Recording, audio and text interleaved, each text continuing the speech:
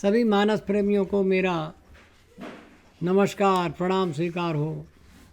मैं इस कथा प्रसंग में उस कथा का वर्णन कर रहा हूँ जब लक्ष्मण ने नाक कान काट करके शूर्पणखा को छोड़ दिया तो वो अपने भाई जो वहीं पास में ही रहता था खरदूषण नाम का, उसके पास पहुंची और खरदूषण से कहा कि भाई इस तरह से दो लड़के हैं जिन्होंने तुम्हें चुनौती दी है, मेरे नाक और कान काट डाले हैं।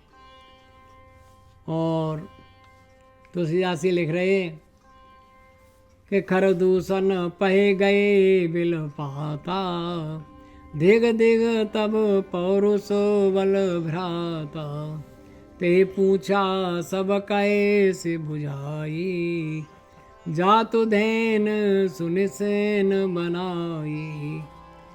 जब देखा उसने खरदूषण ने तो खरदूषण ने तुरंत सेना को तैयार होने के लिए कहा।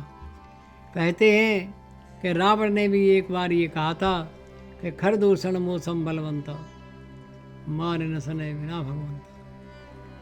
खरदूषण में उतना ही बल था जितना रावण में था।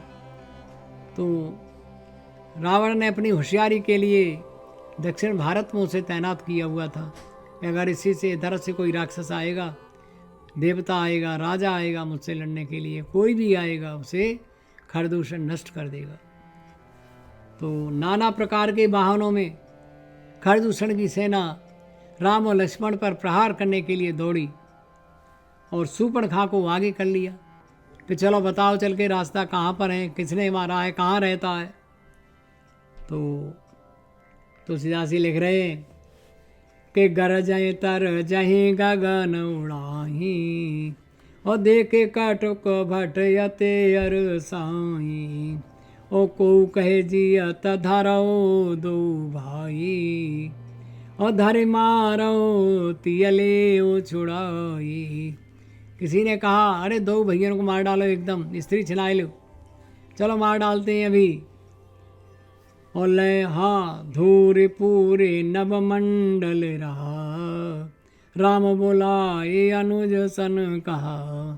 तब राम ने देखा कि बड़ी तगड़ी धूल आ रही है, बहुत जोर के, ऐसा लग रहा है किसी का सैन्य बल आगे बढ़ रहा है। हे लक्ष्मण, तुम सीता को लेकर के किसी कंदरा में चले जाओ। देखो कितनी बड़ी शिक्षा लिखी है इसमें कि जब कोई गंभीर संकट उत्पन्न हो तो स्त्रियों की रक्षा के लिए उन्हें एक ऐसे स्थान पर रखना चाहिए जिससे वो तो बच जाएं कम से कम।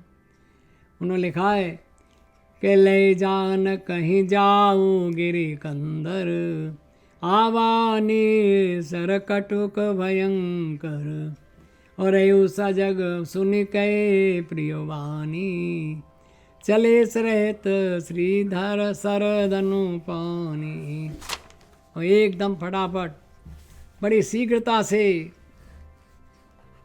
सैन्य दल जो था बढ़ता आ रहा था, पर्णकुटी की तरफ, पंचवटी की तरफ बढ़ रहा था। ठीक इसी बीच में लक्ष्मण जी सीता माता को लेकर के एक कंदरा में गुफा में पहुंच गए। अब आमना सामना हो गया। एक तरफ थे राक्षस और एक तरफ थे अकेले श्री राम। और राम को देख करके रेसधर जो थे उन पर कोई बाण नहीं चला पा रहे थे। तो खरदूषण ने उन्हें देख करके क्या कहा कि नागे असुर सुर नर मुनि जेते, और देखे जेते हते अमुते ते, और हम भरे जन्म सुनो सब भाई, देखी नहीं ऐसे सुंदरताई। जब खरदूषण ने श्री राम को देखा तो उन्होंने राक्षसों से कहा हमने निरे संत देखे, असुर देखे, राक्षस देखे, नाग देखे, मनुष्य देखे, राजा देखे, सब देखे, पर इतना सुंदर कोई नहीं देखा। इतना सुंदर हमने आज तक कोई सुंदरता देखी नहीं किसी की। और हम ये भी कहते हैं कि यद्यपि भगिनी कीन कुरूपा, और बदला एक नहीं पुरुष अनुपा, और देव तुरत निज नारे दुराई, जियत भवन जाओ दो भाई। हमारी समझ में तो इनकी स्त्री छीन ली जाए और दोनों भाइयों को कह दें कि भाग जाओ, ज़्यादा अच्छा रहेगा।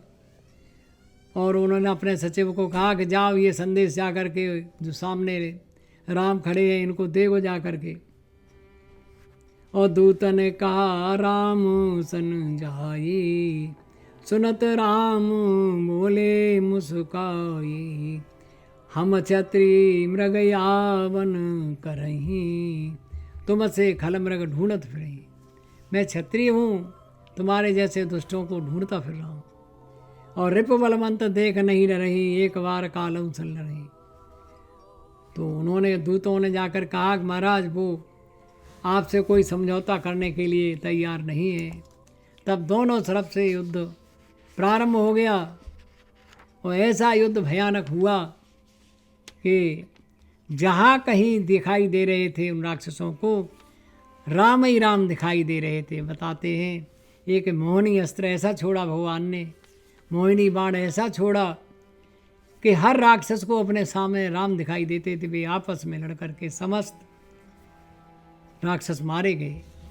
और मारे जाने के बाद तुलसीदास जी लिख रहे हैं कि जब रघुनाथ समर रिपुजीते, सुर नर मुनि सबके भय बीते। जब श्री रघुनाथ जी उस दुष्ट दानव को मार करके युद्ध में जीत गए, तब वहाँ पर रहने वाले सभी ऋषि मुनियों ने बहुत ही अपने को